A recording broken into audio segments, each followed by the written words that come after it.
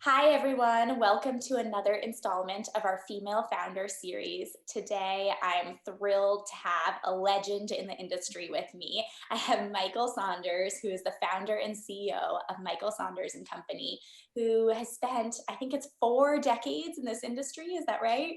It is, Rachel, yes. Well, thank you so much for being here and for sharing all your wisdom with us.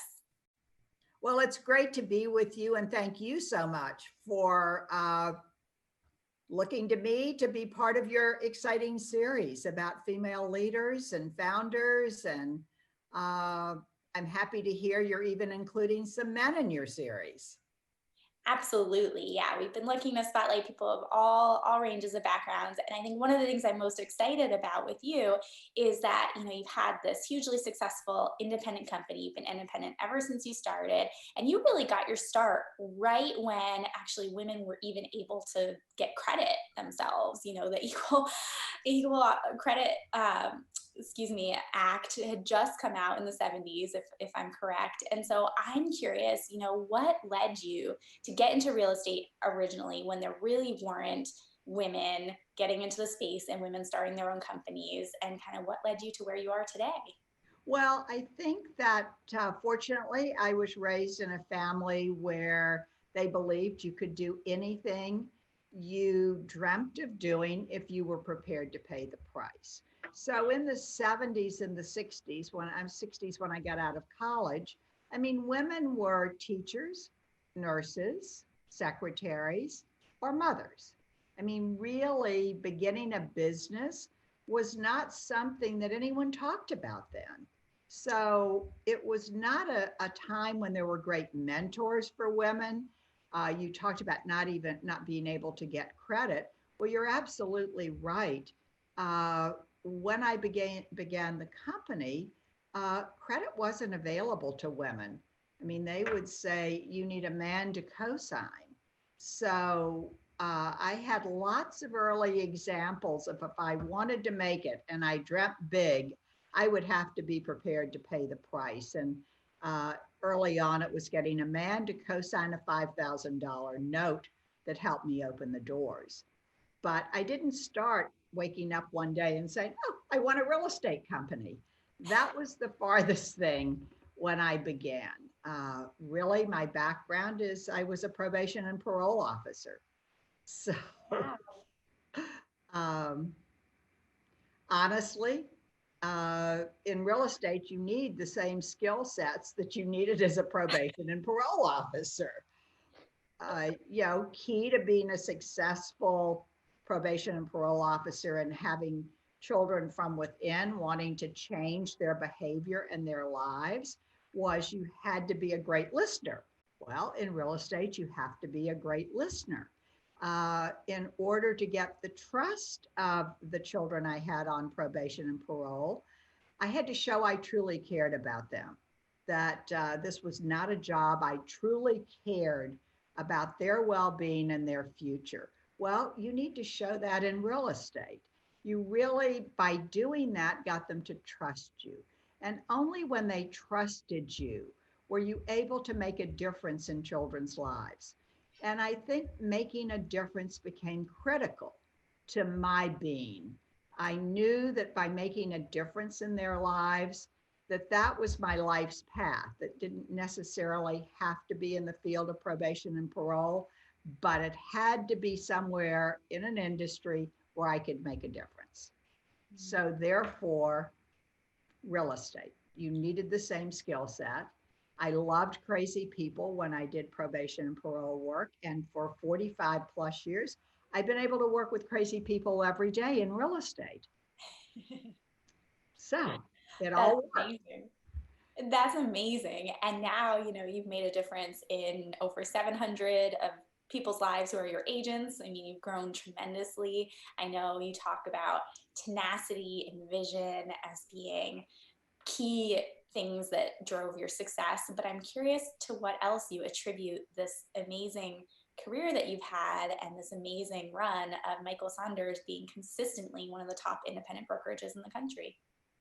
Well, I think if we go back to the 70s and you truly wanted to make a difference, you either had to find a place that someone else ran, that you bought into their vision and their values and the culture of the company, or you had to do it on your own.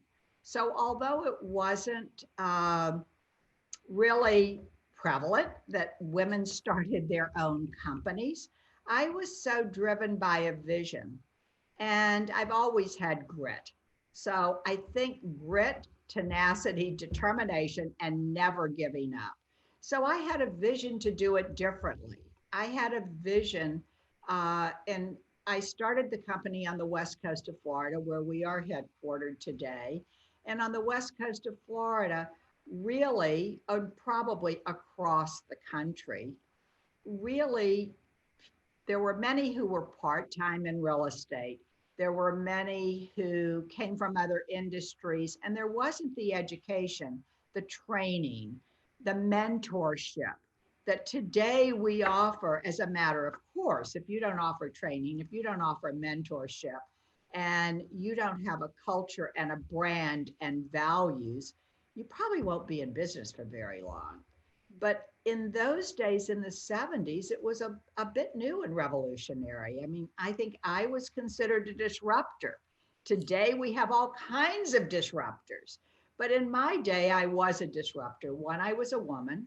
One, I built the company on values and values first, which created a culture.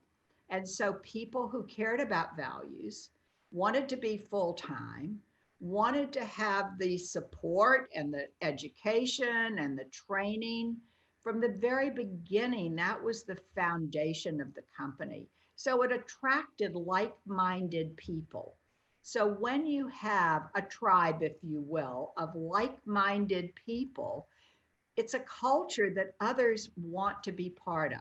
So that is how, over the years, with the borrowed co-signed $5,000, brick by brick and stick by stick, I have built the company. And I've found that organic growth is really works much better for me and for us as a company than acquiring companies and trying to fold them into your culture. Mhm. Yeah, well, that can be incredibly difficult. I know, sort of blending different values. And so I love how you've stayed true to them. You also mentioned your geographic location. And I want to talk about just for a minute what being in on the west coast of Florida, the Gulf Coast, also being in the Keys means for your business. Obviously, this year we're dealing with a pandemic that has affected everyone. You've dealt with challenges, you've dealt with natural disasters, you've dealt with economic downturns, you've seen so much. So what are you saying to your agents and your clients now during this period where there's a lot of uncertainty, and one could look at it and be afraid, and you could also look at it and see opportunity and see adversity and see some of the things that you hold near and dear to you? Well, I think in times of uncertainty, I mean, yes, we're in a period of uncertainty now, but in times of uncertainty, the most important thing is certainty. And the more certainty you can bring, the better able you are to support your agents, your staff, and the community in which we work. So during whether it's was the downturn, which we were the epicenter of a downturn in 2006, 7, it was here earlier than many places. Whether it's a hurricane, which we haven't fortunately had many of, or whether it's the current challenge, this just happened so quickly. So, being an independent, we were able to turn our lens very quickly. And I think you never forego your values, but you have to be able to turn your lens very, very quickly. And you have to be able to speak transparently, and you have to give hope. And even during times when you're digging deep to find hope, you've got to give hope and say, look, we can't control the virus. We can only control how we respond to it. We can only control keeping ourselves and others safe.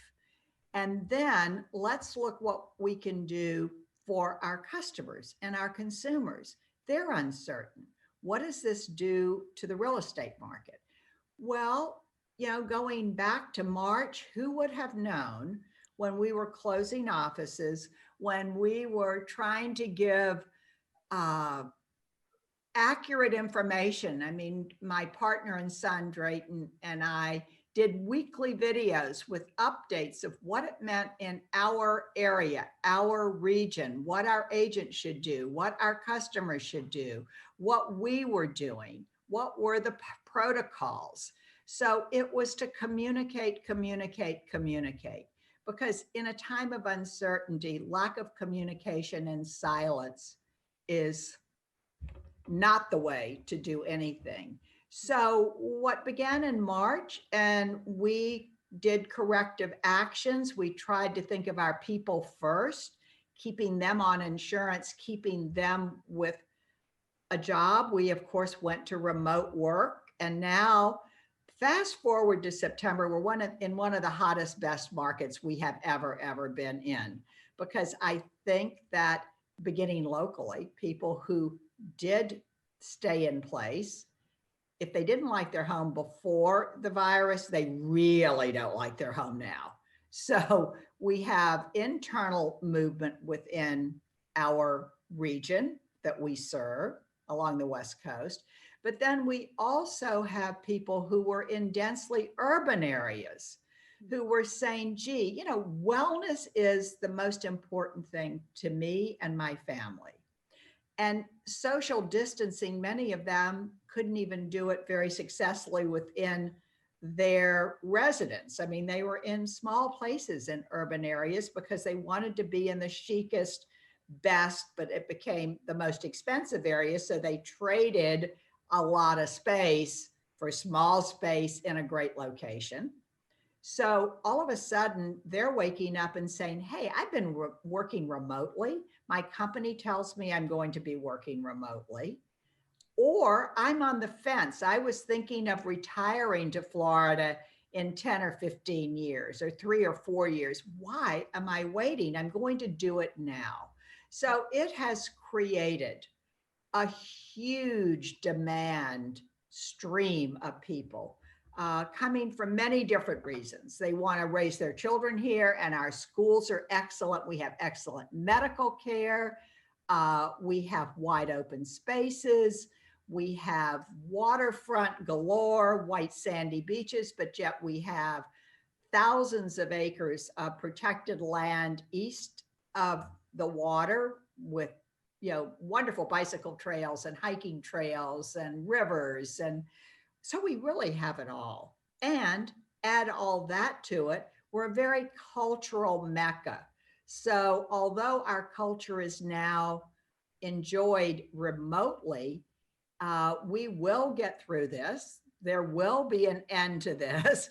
And then culture is 15 minutes to 20 minutes away for almost everyone in our marketplace. So we have opera, ballet, symphony, orchestra, an all Black theater troupe, West Coast Black theater troupe. We've got bluegrass, you name it. We have 4 colleges. So if you put them all together, we'd be a college town. So there are courses you can take, lectures you can go to. I mean, it's just a plethora of things that everyone wants in life.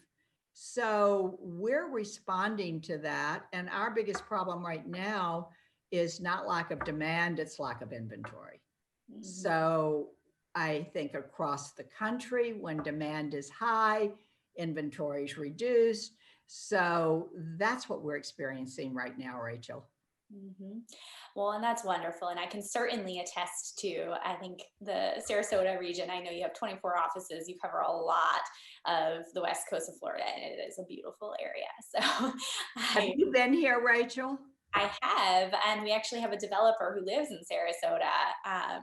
But I've also been, the Fort Myers area, also the Keys, Anna Maria Island. Like, yes, it's so. See, wonderful. What it's all about. You have a developer who is working remotely. Mm-hmm, and absolutely. It's interesting terminology. When you said developer, I was thinking a real estate developer, which we also represent through our new home and condominium division. And right now we are marketing a Ritz-Carlton on the Bay, which has been overwhelmingly successful. We have just introduced a Gulfront St. Regis branded Mhm. 69 residences on 18 acres and 1,000 feet of beach. We've got wonderful villas at Palmasilla Bay Club. So we have incredible new product or new residents, which help us fill that lack of inventory because Mhm. we've always, for 45 years, had a focus on new construction. So that's helping. And other developers are, of course, filling that need to provide us new inventory. Well, that's wonderful. I think, yeah, a lot of people in a lot of markets are struggling with short inventory, so or low inventory. So I'm curious, how did these relationships with these developers? Let's talk about new construction a little bit. And how did these relationships get off the ground originally? I mean, now you're kind of known as the choice and the real estate company to work with in your area, but it wasn't always that way. And so, how did you build your brand? To what do you credit your successful marketing? Well, strangely enough, I began the company in 1976 to market a new construction Gulf front community on Longboat Key. And Oh. the owner of that, the development arm of that, they didn't develop it, but they bought it out of bankruptcy, was the Canadian Ziggy Levy, who co-signed my $5,000 note that put me into business. So early on, I saw it was much easier to build that relationship, a solid, great relationship. And from that relationship, that was 42 or 46. I think it was 42 condominiums. So from one relationship, it was 42 listings.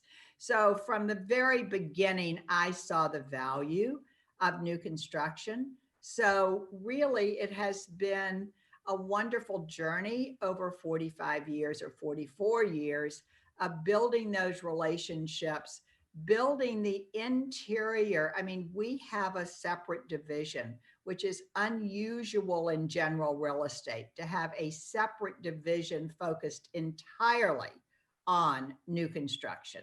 They do the research, we do the focus groups, we follow the trends, we know how to analyze floor plans, we know how to analyze locations, we know how to identify the crack in the market. So those are all things that are critical to a developer. So over the years, we have developed a track record. And really, whether you're in resales or new construction, a track record matters. So we have a track record as a resale company. We've led the market in all price ranges. We lead the market in the upper end. So it's really been about focus on what you do well. Well, I love that. And one of the other things we haven't talked about as much is your job as the leader of your company. Your agents' clients are a lot of buyers and sellers, and developers, but your clients are also your agents. So, can you talk to me a little bit about what your agents have asked for from you? And maybe there are different things this year, given we're in a virtual world, but sort of what are you prioritizing for them right now that they need? I think a good leader in any market, a good market, a challenging market, listens. You have to listen to your customer. Our customer, they are our agents are our customers. So we are a very agent centric company. And since we're independent and since we are local, but I've over the years built incredible international and national connections. You're talking about interviewing many women and other leaders in this industry. I know them all. I've made it my job to become involved nationally and internationally to bring that to the independent roots that we have as a company. Mhm. So, in terms of providing for the needs of the agents, it really is listening and responding to those needs. So, agents want support. I mean, truly, that comes in lots of different fashions. They want I mean, like we believe in non selling branch managers who are there for the agents when they need that support. We believe in providing them the tools to do market research and provide hard data. We teach them how to explain that data, because real estate at the end of it is an emotional purchase, but you've got to have a foundation of data. You have to be a knowledge broker. So our goal is to make our agents knowledge brokers, to give them the tools to do that, but to never let technology override relationships. My life has been about relationships. This business is about relationships.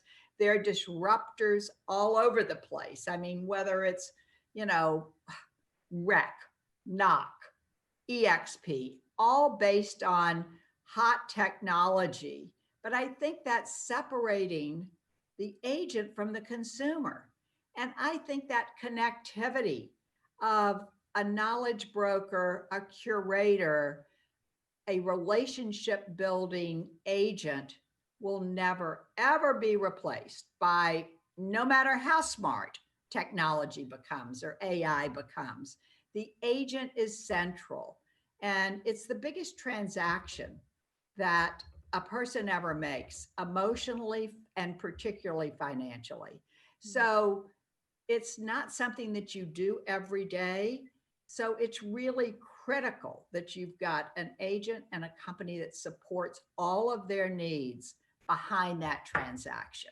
So we have mortgage, we have title, we have insurance, we have everything that to package together for the agent and for the consumer to have as seamless a transaction as possible. And we talked about certainty. I think having all those things in place create the certainty buyers need today and sellers need today. So therefore agents need it. Absolutely. Well, and I love that some of the things you just talked about, having all the services in-house, being able to really provide that whole experience and being values driven.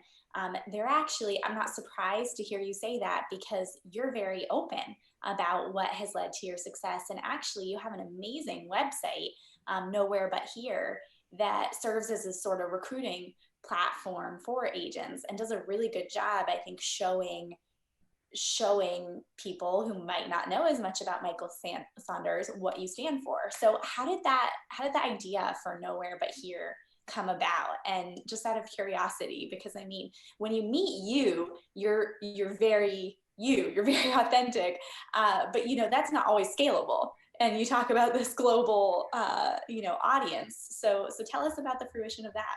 Well, I really think that although I've talked a lot about relationships and it is at the heart of what we do, I know that our website is absolutely critical for a consumer to have that experience of being able to go and search with ease. It has to be functional.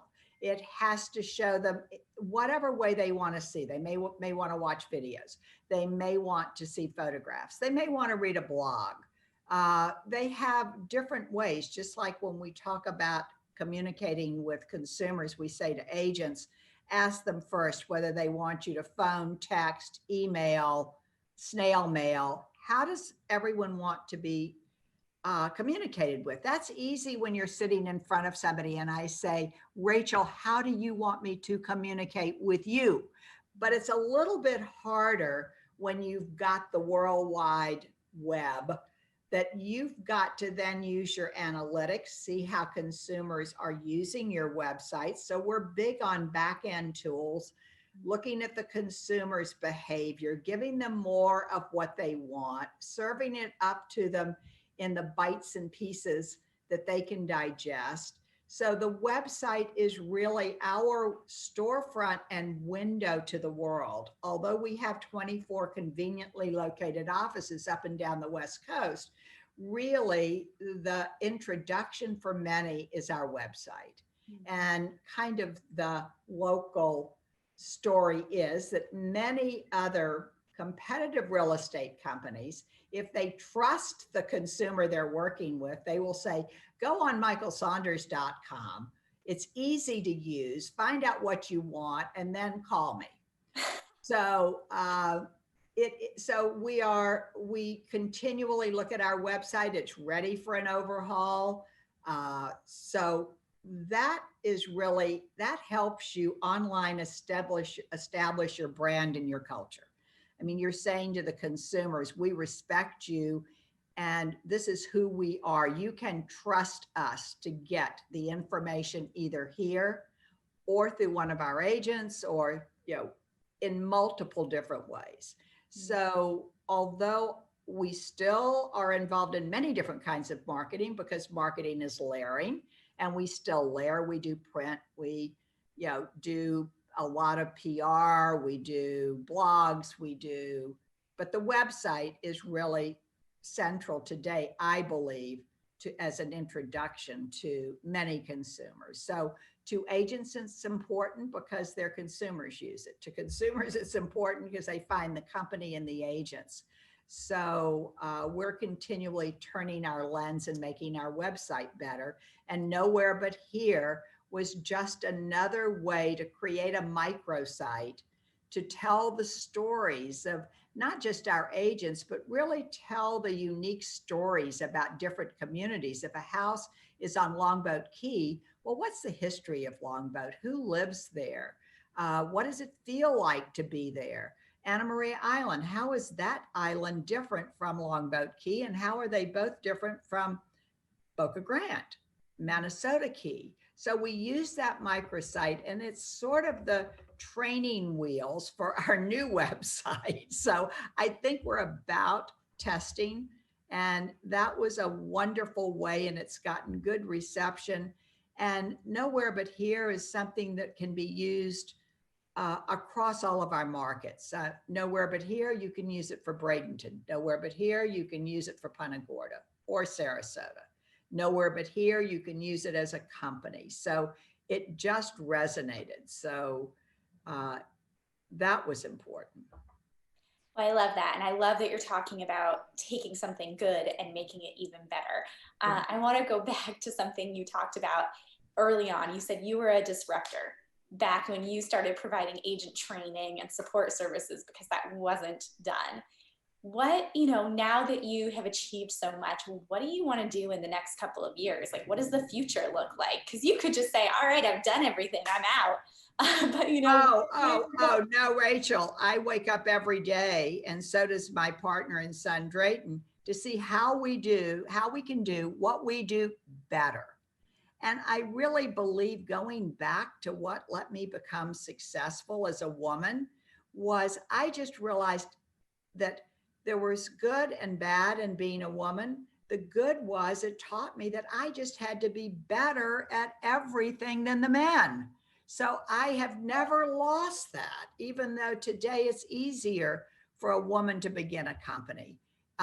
Today it's difficult for a man or a woman to begin a company because the costs are so high. Technology costs so much. But if they find a niche, and when I started, I really did only waterfront. I did not do dry land, as I called it then. So I found my niche and I established ourselves in that niche. We became the top company in the niche of waterfront. Then from there, I expanded out. So now we do everything from $10,000 lots in Northport to $20 million Gulfront estates. So, and everything in between. So we have, wonderful neighborhoods, fabulous beachfront. So we do all of that. So I think that what I did in the beginning, I might be doing it differently, but it is still critical to provide those same things. And boy, I wish I'd known then what I know now. Well, let's talk about that if you don't mind. So what, you mentioned that it's hard to start a company, much harder today because of the sort of barriers to entry, the upfront costs. But what would you say to, women out there who are thinking of starting their own business or men? And what can they learn from your 40 years and in one nugget? What kind of advice would you give them? Well, I think you can't be all things to all people. Mm-hmm. I think that whether I'm talking to someone who's thinking of beginning a company or whether it's in this industry or it's in any industry, I mentor people across other industries. You can't be all things to all people. find what you can be good at and then be the best at it.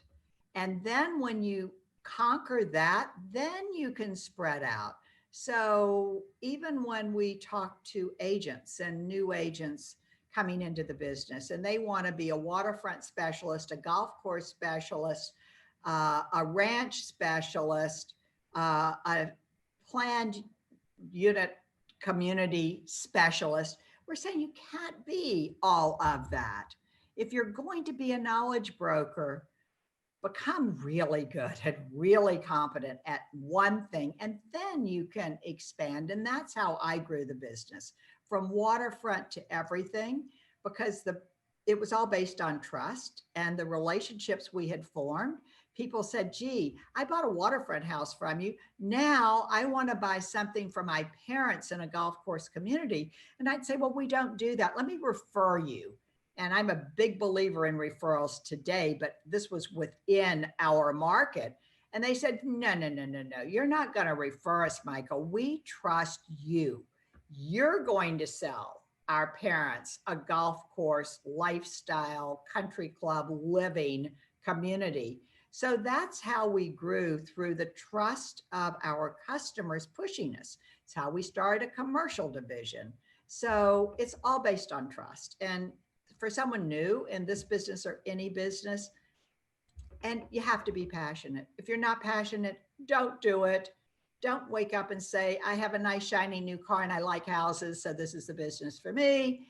That is not the reason to do this. You have to be passionate about helping people make life decisions, and you have to be prepared to become that knowledge broker. You have to communicate and you have to listen. And then you have to be involved in your community. I'm a big believer, Rachel, in giving back. I always have been. So we as a company have a foundation, the MSC Foundation, the Michael Saunders Company Foundation, where agents and staff and leadership all contribute, and they form then a council who make decisions and get applications for grants, and those grants are vetted. And we started it, interestingly enough, in the toughest part of the market in like 2010, when the market had not recovered yet. 2010, 2011, I think we started in 2011, because there were others in greater need than we. So we believed in helping those who needed help in the area of sustenance and education and sustainability. So those are the three things that underlie our giving. But agents not only give money, they give their time. So by focusing on the community, and really we get sustenance from the community, and we believe in that, in giving back and being a big part, not only with writing checks, and the agents do that. Drayton and I don't make those decisions about who gets the grants. We do match part of that, but the council decides. And we have served so many agencies over the years. So that's been a pleasure. And it's not only been a pleasure, it's been a sense of pride for our agents. And then we send our customers a letter, Drayton and I do, saying, you know, Mary Ann Smith made a contribution in your behalf to the MSC Foundation. Thank you so much for doing business and for making a difference in someone's life. So that's so important to the customer, because they're part of making this a better community, and they have chosen this to be their home. So all around, it works. I love it. And it goes back to your roots as that patrol officer originally. So, or parole, excuse me. So two more questions before I let you go. You know, I'm curious, because you are such a leader within this industry, in this space, respected by so many. If you could wave a wand and tell the real estate industry to do something differently, or invent a new technology, or, you know, just change something, introduce something new, what thing do you think is missing from the industry today, or maybe the business world at large, that you wish we had? Well, I think that, you know, That's very hard because there's so many new things that have come over the 44 years I've been in business, and we've adopted some of them. And we say we like to be on the leading edge, not the bleeding edge. So we've adopted those that work for us. And I think every day there are new things that those who are passionate about developing things and tools do that. And then those of us who use them can see how it fits into our culture and how it supports our agent. But if I could wave a wand, I really think that, you're, what concerns me today is the lack of civility in this country. But really, when you look at the real estate industry, there really is a high level of civility, because if you don't collaborate and work together, you're not going to get a transaction together. So I just kind of woke up the other day and said, all of this lack of civility, lack of being able to have discussions bothers me. But then I thought, I'm very proud of the real estate industry. And I'm very proud of this collaborative world we have built. I mean, when the pandemic first broke out, I really called Dima in Hong Kong, who I serve on a global advisory board with. I next called Benedetta Vagano in Milano to say, oh, it's there. What are you doing? Help me. So we are a collaborative community of people in real estate, and we depend on each other for our success. So hopefully we can take a greater leadership role in bringing civil discourse and collaboration to the communities that we serve. I'm really glad you said that, because I do think that the real estate industry has a reputation of being really cutthroat and competitive. And certainly there is competition. And I think that you're absolutely right. The collaboration you see, the president's groups, the CEO groups, organizations like leading real estate companies of the world. I mean, there is absolutely, everyone I've talked to has been willing to give advice, give insight, help. And so I think when people just ask, and when they just show up, and when they're willing to be open-minded, I absolutely agree with you that that's how people have responded in this industry. So I also appreciate that. Well, and I think too, my wish is that relationships continue to be the core of what we do. And through leading real estate companies of the world and Luxury Portfolio International, that's where we build our national and global connections.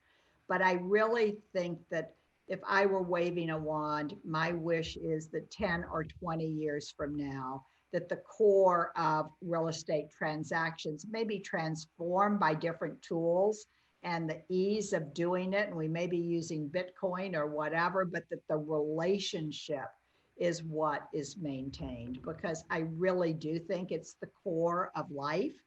And in this industry, it should be the core of transactions. Well, I love that. And I've loved this conversation. Thank you so much, Michael, for your insight. One more question before I let you go. All right, Rachel. Yeah, it'll be a fun one. Tell our audience something about you that they might not know, something fun that might not be real estate related, or it can be. Oh, probably I've said before, maybe what you might not know is that I don't even go to the grocery store without a scarf. It's kind of become my statement. And then the next thing is I can throw a cast net better than I can dance. So I grew up on the water, and that's something that maybe people might not know about me. Well, I love that. Well, it's the best place to be if you're into that, and everyone should definitely visit your neck of the woods. Nowhere but here. Nowhere but here. Michael, this has been wonderful. For everyone who joined us late, this is our Female Founder series, speaking to one of the best in the business, if not the best, Michael Saunders of Michael Saunders Company. Thank you so much, Rachel. Thank you. Have a wonderful day. Thank you.